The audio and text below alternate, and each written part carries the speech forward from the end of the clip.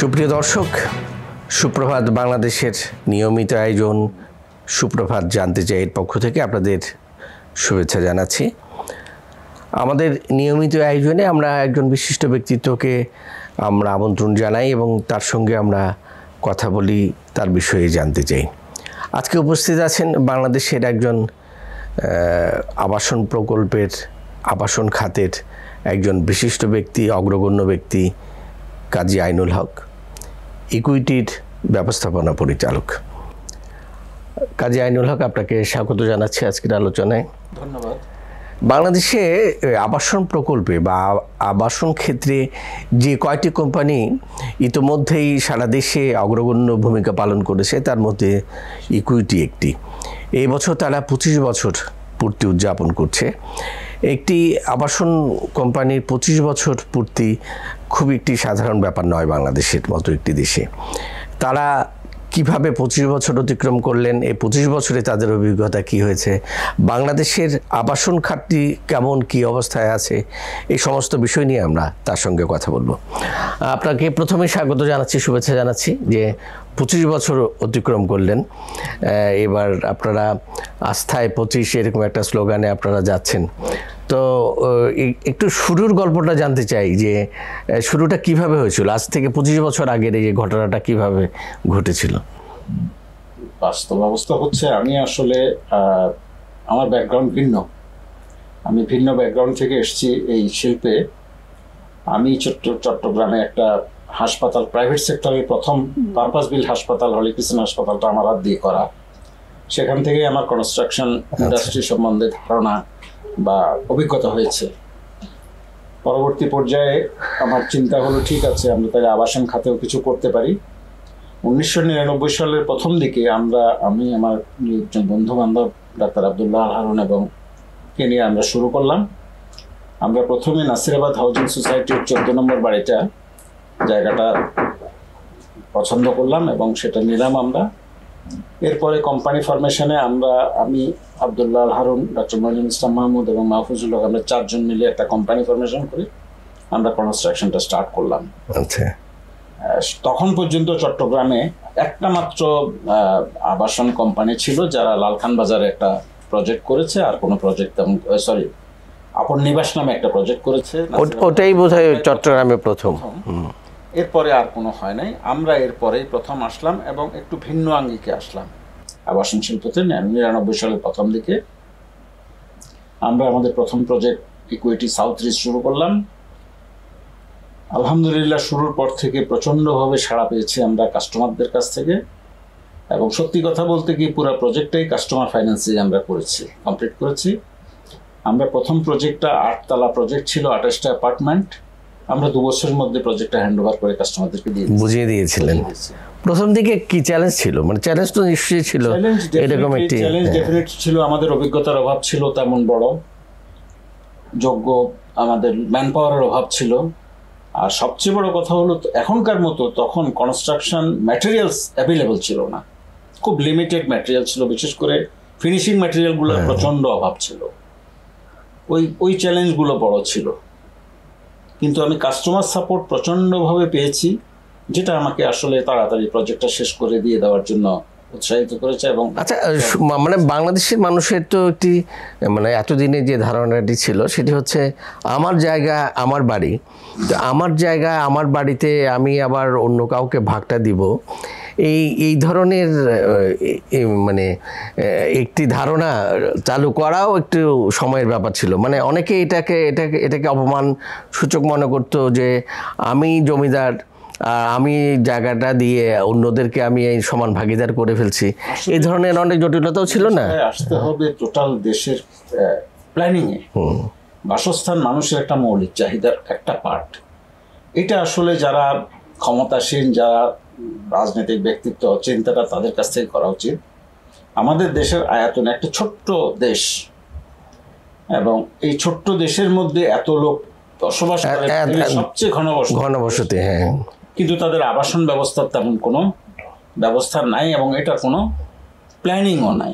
এটা হলো সবচেয়ে বড় একটা দুর্বল দিক আমাদের। এবং তারপরেও তো বেসরকারি খাতের আজকের বাংলাদেশের যে পজিশন আছে, তার 80% কন্ট্রিবিউশন বেসরকারি খাতের উদ্যোগেই এই জিনিসগুলো চলে এসছে।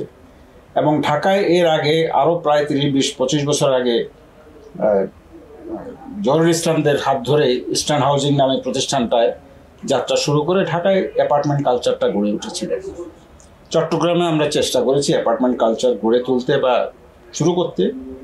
তবে বাস্তব অবস্থা হচ্ছে আমরা যেই পদ্ধতিতে 10 কাঠা 15 কাঠা 5 কাঠা জমি নিয়ে অ্যাপার্টমেন্ট করছি, এটা আসলে একটা নন গ্রামেটিক্যাল জিনিস। Number 1 issue. সারা পৃথিবীতে আবাসন শিল্প যেভাবে গড়ে উঠেছে, শহরতলিতে বড় জায়গা নিয়ে মাস হাউজিং গড়ে তোলে, এবং সরকারের যে দায়িত্বটা সেটা হচ্ছে যে কমিউনিকেশন সিস্টেমটাকে ডেভেলপ করায় দেওয়া। যেমন আমার প্রতিবেশী ভারতেও যদি দেখি, দিল্লির ডেভেলপমেন্ট হয়েছে, মেইন দিল্লিকে ওরা ধরে নাই, অনেক দূরে গিয়ে গুরগাঁও, অনেক দূরে গিয়ে আরো বিভিন্ন জায়গা গড়ে তুলেছে এবং কমিউনিকেশন গুলো স্বাভাবিকভাবে তো এটাই হওয়া উচিত। মানে শহরের মাঝখানে বা ভিতরে আবাসন যেটা হচ্ছে, আমরা শহরের ভিতরে যে আবাসনটা গড়ে তুলছি 5 কাঠা 10 কাঠা 15 কাঠা জমির উপরে, এটা আসলে অনেকটাই অপরিকল্পিত। এটা অপরিকল্পিত নগরায়নের একটা পার্ট। কিন্তু চাহিদা তো আসলে কোনো কিছুই মানে না। যেহেতু ডিমান্ড আছে সেহেতু আমরা সাপ্লাই দেওয়ার চেষ্টা করতেছি।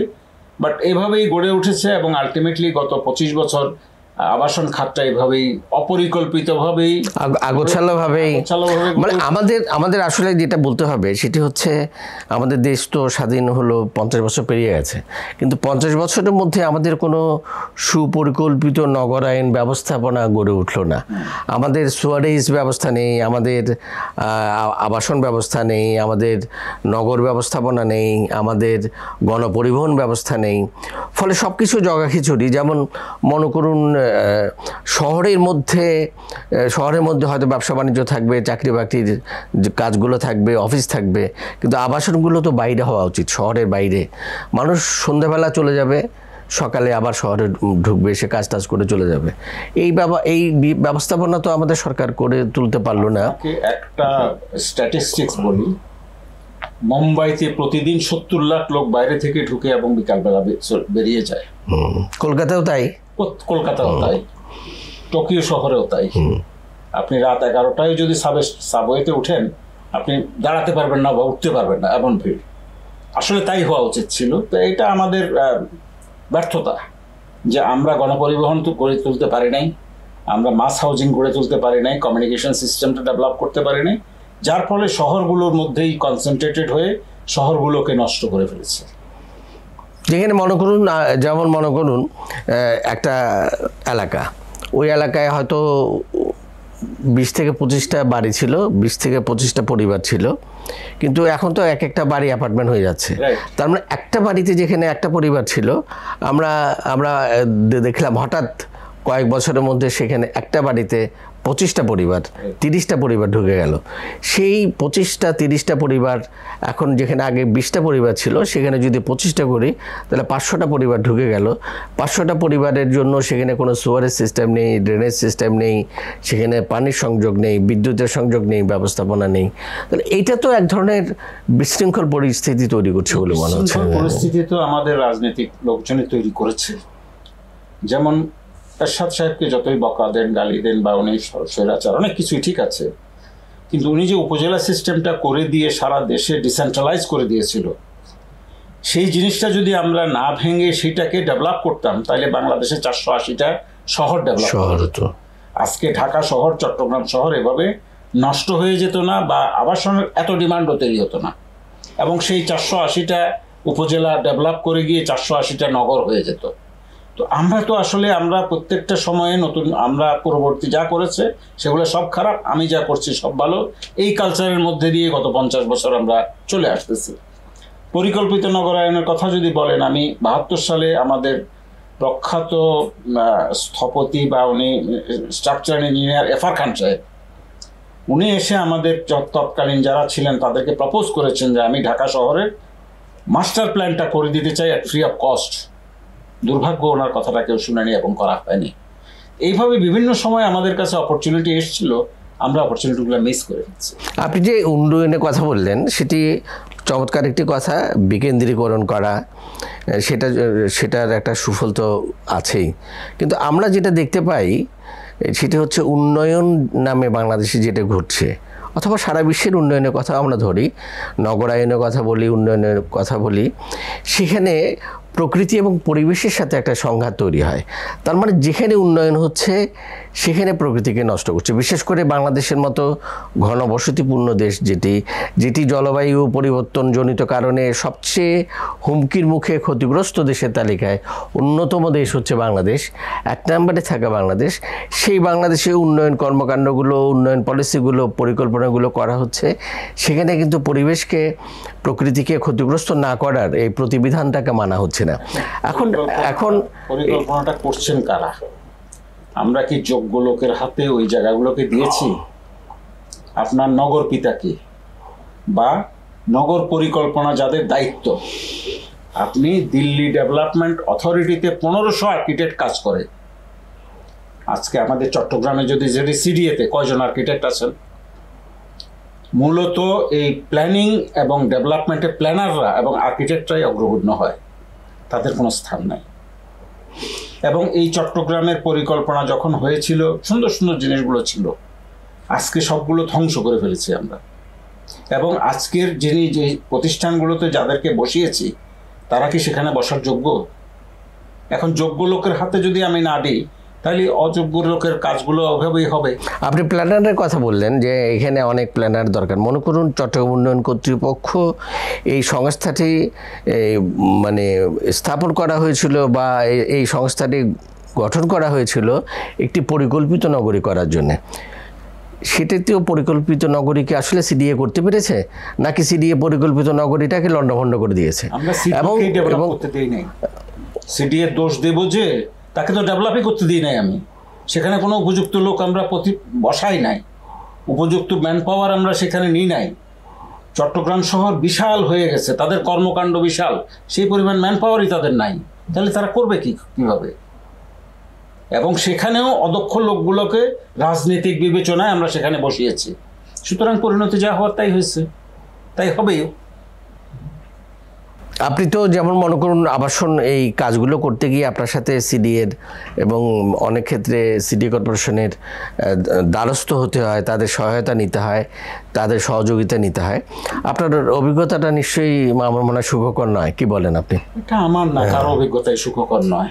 এদেশের সিস্টেম যেভাবে ডেভেলপ করে গেছে, আমরা পরিস্থিতির শিকার, আমরা সেভাবেই চলছি, এবং এটা চলা ছাড়া আমাদের আর কোনো গত্যন্তর নেই।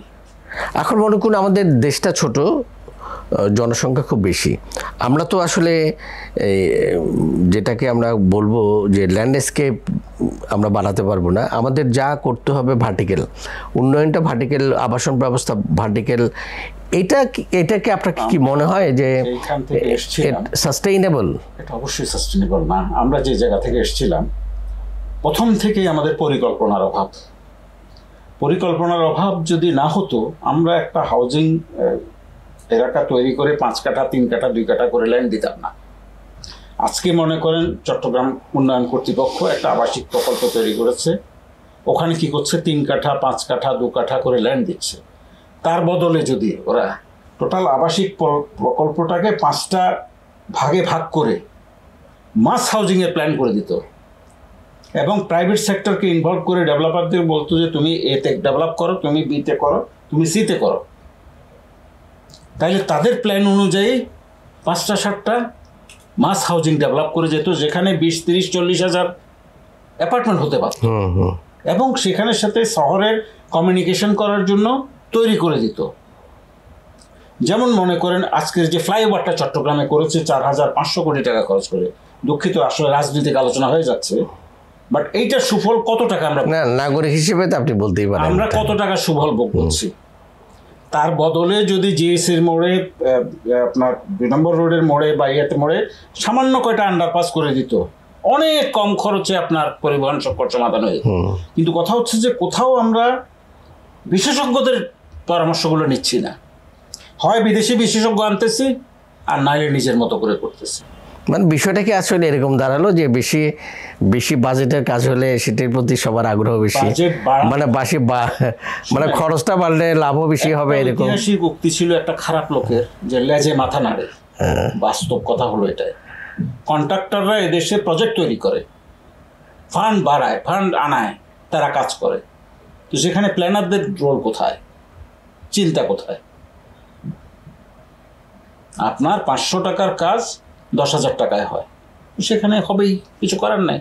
মানে এই একটি বিজ্ঞাপনের কথা মনে পড়ছে যে বেশি লাভ বেশি স্বাদ বেশি কাপ চা, মানে বিষয়টা কি ওরকম হয়ে দাঁড়ালো যে মানে যত বেশি টাকার বাজেটের কাজ হবে তত বেশি লাভ হবে? এখন সেটি আসলে আমাদের কাজে লাগছে কিনা, আমাদের অর্থনৈতিক কোনো কাজে লাগছে কিনা? না, যে সেটার প্রমাণ আজকে আপনার লোডশেডিং। বিদ্যুৎ খাতে মানে লাখ লাখ লাখ লাখ কোটি টাকা আপনি বিনিয়োগ করেছেন, তাহলে এত লোডশেডিং কেন হচ্ছে? ডেফিনেটলি পরিকল্পনার অভাব, কোঅর্ডিনেশনের অভাব। আপনি কর্ণফুলী টানেলটা তৈরি করা হয়েছে, টানেল করা ডেভেলপমেন্ট, ইট ইজ ওকে। টানেলের ইউটিলাইজেশন কতটুকু? একই পরিকল্পনার সাথে যদি আপনি রোড নেটওয়ার্ক না দেন, টানেল দিয়ে বেরিয়ে যে জায়গাগুলোতে যাবে সেগুলোতে না পৌঁছান, তাহলে টানেলটা আনইউটিলাইজড, তাহলে এই টাকাটার কোনো ইউটিলাইজেশন হচ্ছে না। আমরা সাফার করতেছি এবং ঋণের ভাগিদার হচ্ছি। আচ্ছা, এবার আপনার ইকুইটির প্রশ্নে আসি। এই পর্যন্ত কতগুলো প্রজেক্ট হয়েছে আপনাদের, কতগুলো কাজ আমরা এই করেছেন? পর্যন্ত 52টা প্রজেক্ট হস্তান্তর করেছি, আরও 8টা প্রজেক্ট অনগোয়িং আছে, আরও প্রায় 10টার মতো আপকামিং প্রজেক্ট আমাদের আছে। এই যে আমি একটু আগে যে প্রশ্নটা করলাম সেটি আসলে আমরা উত্তরটা সমাপ্ত করিনি, সেটা হচ্ছে উন্নয়নের সাথে প্রকৃতি পরিবেশের যে সংঘাত। আপনারা যখন এই ধরনের এই কাজগুলো করেন সেখানে পরিবেশ এবং প্রকৃতিকে কিভাবে প্রাধান্য দেন? আপনার কি মাথায় রাখেন এটা? অবশ্যই রাখি। আমি আমাদের অভিজ্ঞতার কথাটা বলতেছি। আমরা স্টার্ট করার পরে আমার তৃতীয় প্রজেক্ট সম্ভবত বিশিষ্ট স্থপতি রফিক আজম সাহেবের ডিজাইন করা। আপনি রফিক আজম সাহেবের নাম শুনেছেন কিনা জানি না, উনি বাংলাদেশের one of the leading architect এবং যিনি নেচার নিয়ে কাজ করেন। ওনার একটা প্রজেক্টে ওনার যেটা কনসেপ্ট ছিল, উনি কোনো বাউন্ডারি ওয়াল করতেন না এবং ওনার প্রজেক্টে গ্রিন থাকতে হবে। আমরা তেমনভাবে শুরু করলাম, আমরা বাউন্ডারি ওয়াল সিস্টেমটা তুলে দিলাম এবং আমাদের যেখানে খোলা জায়গা পেয়েছি সেখানে ছোট্ট একটা বাগান করে দেওয়া, ছোট্ট একটা করে দেওয়া, এভাবে আমরা শুরু করেছি এবং আমরা ছাদ বাগানগুলো করে দেওয়ার জন্য প্রজেক্টগুলোতে চেষ্টা করি, যেখানে কমিউনিটি হলগুলোতে সেটা চেষ্টা করি। 2 নম্বর, আমাদের প্রজেক্টগুলোতে বিভিন্ন জায়গায় আমরা এই আর্কিটেকচারাল ডিজাইনের সময় ভেন্টিলেশন সিস্টেমটা, ভেন্টিলেশনটা প্রাধান্য দেওয়া হয় সবসময়, এবং সবচেয়ে বোধহয় মানে আপনার ডে লাইটটার প্রপার ইউটিলাইজেশন। কারণ এমনভাবে আমি ডিজাইন করলাম যে আমার ঘরের ভিতরে দিনের বেলা লাইট জ্বালানো ছাড়া আমি কাজ করতে পারি না, এটা আসলে ব্যাড ডিজাইন। এই ডিজাইনটা আমরা ইনকর্পোরেট করার চেষ্টা করেছি, এখন পর্যন্ত আমরা সেটা ফলো করি যে আমাদের কোনো প্রজেক্টে দিনের বেলায় আলো জেলে ঘরে কাজ করতে হবে এরকম কোনো সিস্টেম আমরা রাখি। আপনারা কেন বলবেন যে মনে করুন একজন ক্রেতা অন্য অনেক কয়টা কোম্পানি বাংলাদেশে কাজ করে, চট্টগ্রামে কাজ করে, ইকুইটির উপর আস্থাটা কেন রাখবে একজন ক্রেতা, কেন বা একজন গ্রাহক কেন আস্থাটা রাখবে? আপনার এই আত্মবিশ্বাসটা কি? থেকে আমরা চেষ্টা করেছি কোয়ালিটি মেনটেন করার জন্য, এবং কোয়ালিটি মেনটেন করতে গিয়ে বাংলাদেশের লিডিং কোয়ালিটি সাপ্লায়ারদের যে ম্যাটেরিয়ালগুলো আমরা সেগুলো ইউজ করি। যেমন রডের ক্ষেত্রে যদি বলেন, অনেকগুলো কোম্পানি আছে, আমরা বিএসআরএম প্রথম থেকে শুরু করেছি, আজ পর্যন্ত কিন্তু ম্যাক্সিমাম বিএসআরএম এর রড আমরা ইউজ করি, যেটা বাজারের অন্যান্য ব্র্যান্ডের রডের থেকে 3-4 হাজার টাকা তাদের টনের দাম বেশি, তারপরেও করি। আমরা সিমেন্টের ক্ষেত্রে তাই ইউজ করি। প্রত্যেকটা ম্যাটেরিয়াল আমরা কোয়ালিটি মেনটেন করার চেষ্টা করি এবং আমাদের প্রত্যেকটা বিল্ডিংয়ের ডিজাইনে আমরা প্রফেশনাল পিপলকে এনগেজ করি, এটা একটা জিনিস। 2 নম্বর, আমরা প্রথম দিক থেকে চেষ্টা করেছি সময় মতো হ্যান্ডওভার করার। 3 নম্বর হচ্ছে আমরা ভ্যালু ফর মানি, এই জিনিসটাকে ইম্পর্টেন্স দিয়েছি। কাস্টমার আমাকে যত টাকা পে করছে তার জন্য সেই ভ্যালুটা এনশিওর করার জন্য চেষ্টা করেছি। এই জিনিসগুলো কাস্টমারদের কাছে আমাদের গ্রহণযোগ্যতা বাড়িয়েছে। প্রথম দিকে আবাসন শিল্পে যারা অ্যাপার্টমেন্ট করতো তারা অনেকগুলো লাইট ফিটিং দিত না, অনেক কিছু করতো না, আমরা কিন্তু প্রত্যেকটা জিনিস দিয়ে চেষ্টা করেছি। আমাদের প্রজেক্টে চট্টগ্রামে এবং বলতে গেলে আমাদের বাংলাদেশেও ফুল হাউস জেনারেটর সিস্টেমটা আমরাই প্রথম চালু করেছি, যে এসি ছাড়া প্রত্যেকটা অ্যাপার্টমেন্টে লাইট ফ্যান চলবে যখন কারেন্ট চলে যাবে না। এই জিনিসগুলো আমরা ইনিশিয়েট করেছি। আমাদের প্রজেক্টে আজ পর্যন্ত গত 25 বছরে আমরা যতগুলো আমরা অ্যাপার্টমেন্ট হ্যান্ড ওভার করেছি, একদিনের জন্য কোনো প্রজেক্টে কোথাও পানির সমস্যা হয়নি, কারণ আমরা প্ল্যানিংয়ের সময় পর্যাপ্ত পানির ব্যবস্থাগুলো করে রেখেছি। ইলেকট্রিসিটিরও একইভাবে করে রেখেছি এবং আমাদের ইলেকট্রিক্যাল ডিজাইনটাও অন্যদের চেয়ে একটু ডিফারেন্ট। আপনারা যে যে স্থাপনাগুলো মানে বিল্ডিংগুলোর এগুলোর স্থায়িত্বটা আপনারা মানে কত বছরের মতো? সাধারণত 60 বছর লাইফ ধরে বিল্ডিং এর ডিজাইন করে বা হয়, তবে প্রপার মেনটেন করলে 100 বছরের এগুলা কিছু যায়। কথা এটি একটি প্রাসঙ্গিক নয়, তারপরে আমি যারা আজকের এই অনুষ্ঠানটা দেখবেন আমার মনে হয় যারা আবাসন খাত নিয়ে আবাসন শিল্প নিয়ে ভাবেন তাদের জন্য একটি সুবিধা হবে। সেটি হচ্ছে বাংলাদেশের আবহাওয়া কি আমাদের এই ধরনের অবকাঠামোর জন্য ক্ষতিকর? মানে এখানে লবণাক্ত আবহাওয়া বা এই ধরনের স্থায়িত্বের জন্য, ভবনের স্থায়িত্বের জন্য আমাদের আবহাওয়াটা উপযোগী নয় বলে মনে করেন আপনি? আমাদের স্থাপনা তো 25 বছর হয়ে গেল, আজকে 50-60 বছরের স্থাপনাও দেখছি। আর এর পূর্বেও যে স্থাপনাগুলো হয়েছে আবহাওয়ার কিছুটা এফেক্ট তো হবেই, এবং সেগুলো আমরা ডিজাইনে ইনকর্পোরেট করে করতে পারি। একটা কথা আপনাদেরকে বলি, সেটা হলো যে আমি নয়, শুধু যে কোনো ডেভেলপারই যারা একদম মিনিমাম কোয়ালিটির ডেভেলপারও যারা কাজ করে তারা প্রপার স্ট্রাকচারাল ডিজাইন নিয়ে কাজ করে। Number 1 issue. আপনার ধারণা আছে যে এর আগে যখন ছাদ ঢালাই হতো ব্রিক চিপস ভেঙে ছাদ ঢালাই করা হতো। ব্রিকটা তৈরি হয় মাটি থেকে, সেটার স্ট্রেংথ আর পাথরের স্ট্রেংথ এক না। আমরা ডে 1 থেকে কোনোদিন কলাম এবং ব্রিক্সে কোনোদিন ব্রিক চিপস ইউজ করিনি, সবসময় আমরা স্টোন চিপস ইউজ করেছি। 1 নম্বর। 2 নম্বর হলো আমাদেরকে স্ট্রাকচারাল ইঞ্জিনিয়ার যে স্ট্রেংথটা তৈরি করতে বলে 3000 PSI, 4000 PSI, 5000 PSI, আমরা সেগুলো এনশিওর করার চেষ্টা করি এবং প্রপার টেস্টিং করে টেস্ট রেজাল্টগুলো রাখি, যেগুলো আমরা চুয়েট থেকে বা বুয়েট থেকে আমাদের কংক্রিটের স্ট্রেংথটা টেস্ট করাই দিই। 3 নম্বর হচ্ছে আমাদের কাস্টমারকে আমরা 2 বছর পর্যন্ত আমাদের কনস্ট্রাকশন ডিফেক্টের এগেইনস্ট ওয়ারেন্টি দিই। আর গত 25 বছর, আজকে 23 বছর আগে যে অ্যাপার্টমেন্টটা হ্যান্ড ওভার করেছি সেটা এখনো পর্যন্ত আমরা প্রপারলি মেনটেন করি। আমাদের প্রতি আস্থার মূল কারণ হচ্ছে এটা। 25 বছরে কতটুকু অর্জন হয়েছে বলে মনে করেন আপনি? যদি অর্জন বলেন, আসলে আমি সন্তুষ্ট না, কারণ আমার একটা স্বপ্ন ছিল মাস হাউজিং এ কাজ করা, যেটা এখন পর্যন্ত গড়ে ওঠে নাই। আর তার মূল কারণ হচ্ছে জায়গার স্বল্পতা। আমরা যখন কাজ শুরু করেছিলাম, আমি নাসিরাবাদ হাউজিং সোসাইটিতে প্রথম প্রজেক্টটা জায়গাটা কিনেছিলাম, 10 লাখ টাকা ছিল কাঠা। আজকে সেখানে 2.5 কোটি টাকার নিচে আপনি কোনো জায়গা পাবেন না। আমার অফিসটা যেখানে, আমি 12 কাঠা জায়গা কিনেছিলাম 1,80,00,000 টাকা দিয়ে, আজকে সেখানে 25-30 কোটি টাকা সেই জায়গা আপনি পাবো না। তো এখন যেহেতু জায়গার দাম বেড়ে গেছে এবং জায়গার স্বল্পতা হয়ে গেছে, সেই জন্য আসলে প্রপার জিনিসগুলো করতে পারছি না এবং ম্যাটের কস্ট বেড়ে যাচ্ছে। বাংলাদেশে মানে জায়গা কিংবা বিল্ডিং এর দাম অন্যান্য দেশের চেয়ে বেশি বলে অনেকে মনে করে, আপনি কি তা মনে করেন? কার সাথে কার তুলনা করছেন? মানে মনে করুন যে এশিয়ার অন্যান্য দেশে, আমি হয়তো পশ্চিমা বিশ্বে যাচ্ছি না, মানে এশিয়ার মনে করুন এখানে যারা আমরা যদি মনে করি যে ইন্দোনেশিয়া, মালয়েশিয়া, সিঙ্গাপুর, জাপানের সাথে হয়তো এটা তুলনা করা যাবে না, কিন্তু এই থাইল্যান্ড, ভারত, এই কাছাকাছি দেশের এই তুলনায় কি বাংলাদেশে ফ্ল্যাটের দাম বেশি বলবো না। সেই তুলনায় সবচেয়ে বড় খারাপ জিনিস যেটা হচ্ছে, আমাদের এইখানে কস্টটা সিঙ্গাপুরের চেয়ে বেশি, কনস্ট্রাকশন কস্টটা। সেটা কি ম্যাটেরিয়ালের জন্য নাকি জনশক্তির জন্য? এটা বিভিন্ন কারণে। আচ্ছা।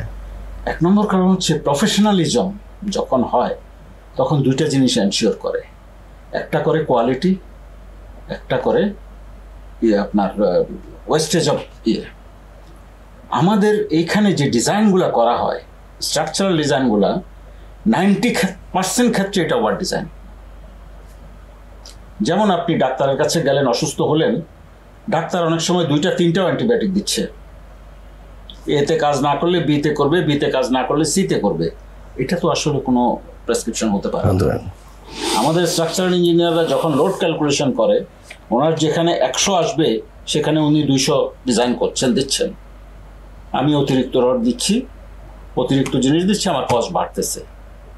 এবং আপনি যখন দেশের বাইরে যান, এখন আপনি যেহেতু কনস্ট্রাকশন ইন্ডাস্ট্রিতে না, আপনার চোখে পড়বে না, আমি যখন কনস্ট্রাকশন ইন্ডাস্ট্রিতে এসেছি আমার চোখে পড়তো, যখন মালয়েশিয়া যেতাম ওরা যে কলামগুলো করতো, কলাম সাইজগুলো ছোট বা minimum rod, how it is possible, কেন করতেছে, এগুলো আমাদের দেশে নাই।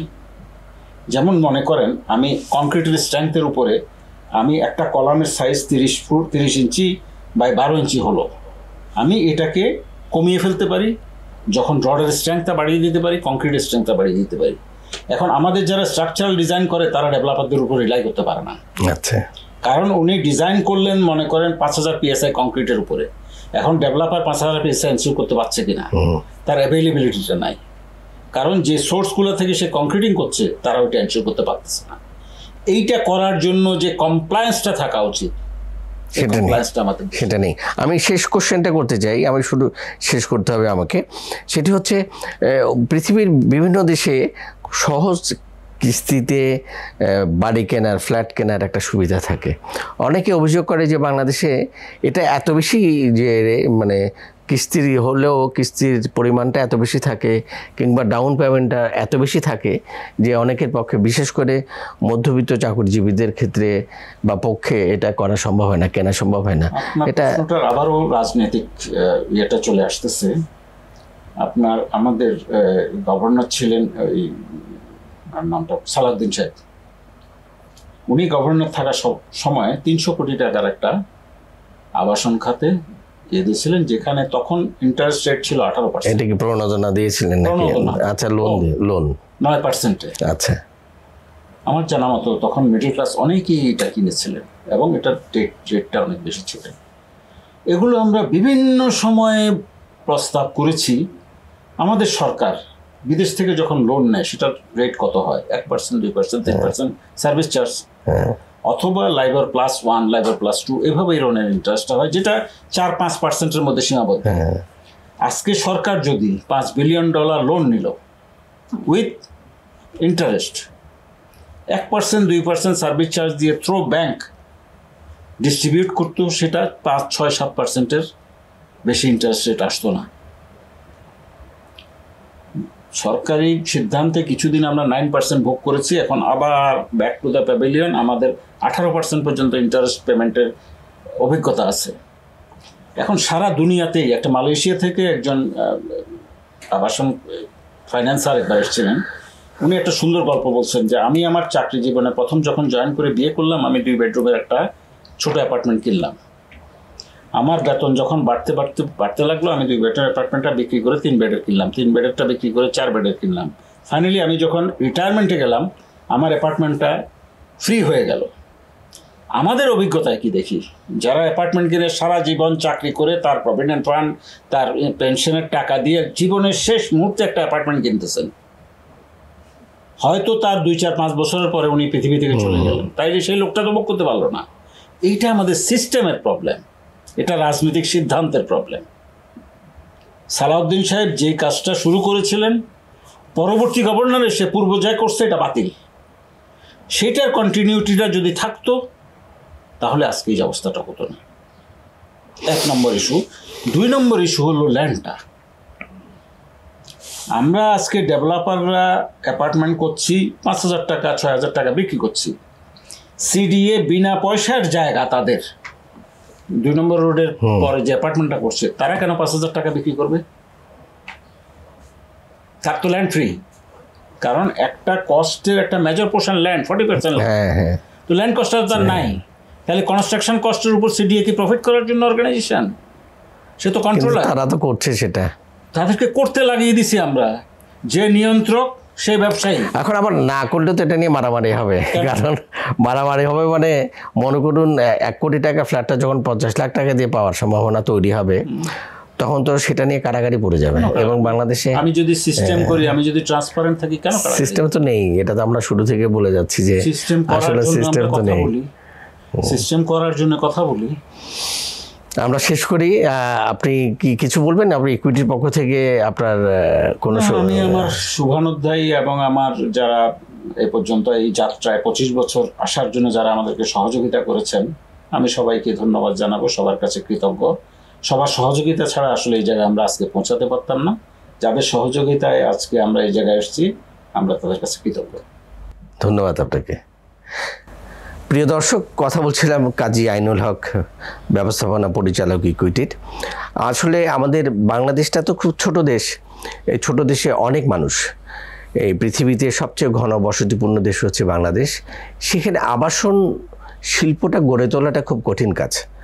যদিও বা এটি সরকারের পক্ষ থেকে সহযোগিতা করা দরকার ছিল, কিন্তু মূলত সেটি হয়নি মানে আসলে পরিকল্পিতভাবে আমাদের কোনো কাজই হচ্ছে না। আমাদের নগরায়ণ হচ্ছে না, আমাদের আবাসন ব্যবস্থা হচ্ছে না, আমাদের পরিবহন ব্যবস্থা হচ্ছে না, আমাদের অফিস আদালত হচ্ছে না, আমাদের শিক্ষা হচ্ছে না, আমাদের কোনো কিছুই হচ্ছে না।